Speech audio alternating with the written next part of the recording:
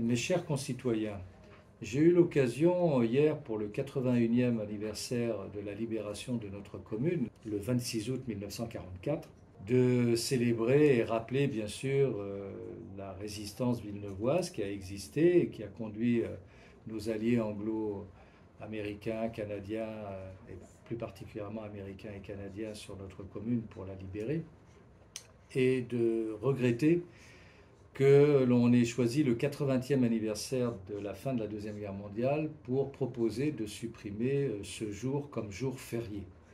Bien sûr, on célébrera toujours le 8 mai, mais il est bien évident que personne ne se rendra compte véritablement que le 8 mai est une date importante si on travaille, si on a les activités normales, s'il n'y a pas ce moment consacré aux célébrations du 8 mai et de la Deuxième Guerre mondiale. Parce que la Deuxième Guerre mondiale n'est pas une guerre comme les autres.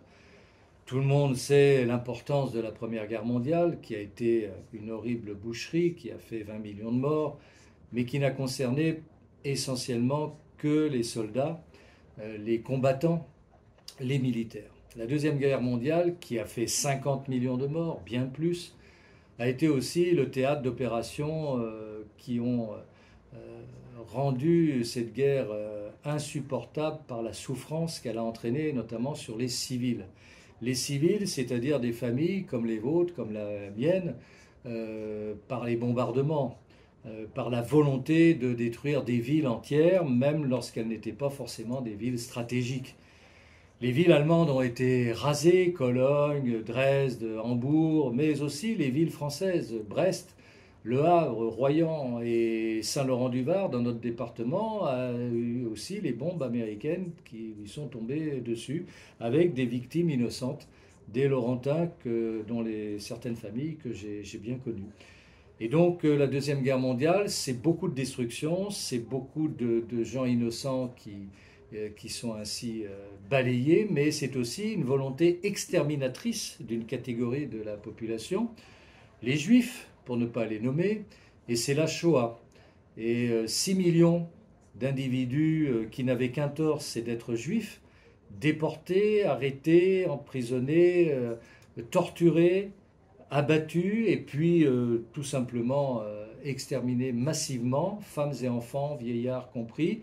Je ne pense pas qu'on puisse en faire l'impasse et s'arrêter à la fin d'un conflit sans évoquer tous les chapitres de ce conflit. Au-delà de nos compatriotes juifs ou d'Europe, il y a aussi les tziganes, il y a aussi les homosexuels, il y a aussi les résistants à l'occupant. Il y a aussi cette idéologie barbare, le national-socialisme, que l'on appelle aujourd'hui plus communément le nazisme, qui a voulu cette destruction humaine.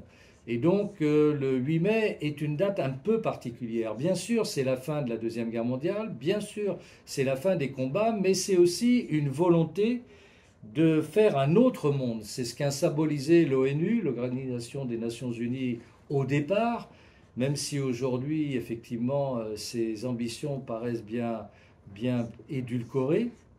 Il n'en demeure pas moins que faire abstraction d'un jour de célébration par un jour férié me paraît une erreur. C'est l'occasion pour nous les maires, et c'est pour cela que j'ai pris cette position en tant que maire. Nous rassemblons la population, les enseignants, les familles, les enfants des écoles qui ont travaillé auparavant, et nous pouvons le faire parce que ça se fait généralement dans la matinée ou en fin d'après-midi, et on n'imagine pas qu'une date aussi importante ne puisse se faire que le midi, mais sans grand monde, ou le soir quand les gens rentrent du travail ou sont dans les embouteillages.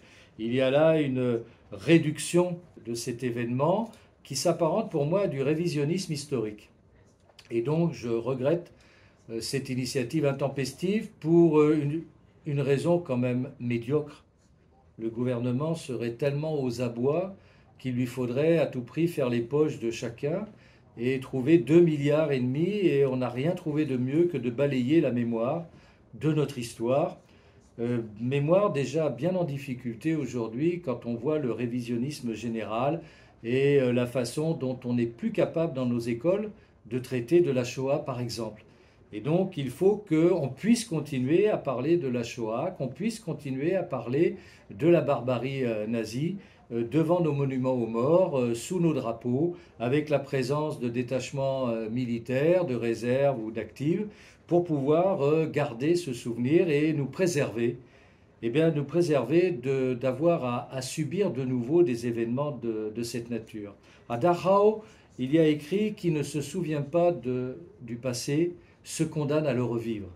Je ne voudrais pas que nous soyons condamnés à le revivre, et c'est bien pour cela que je suis attaché à notre passé, à celui de notre histoire, pour le pays que nous aimons, la France, et pour tout ce qu'elle symbolise de résistance à toute forme d'oppression et d'idéologie barbare. Voilà pourquoi je vous invite à signer la pétition qui est dans tous les points d'accueil de notre commune, que vous pouvez trouver aussi sur le site internet. Et je remercie déjà les maires qui m'ont rappelé pour me dire qu'ils allaient eux aussi se mobiliser pour conserver le 8 mai comme un jour férié. Plus que jamais, vive la République et vive la France.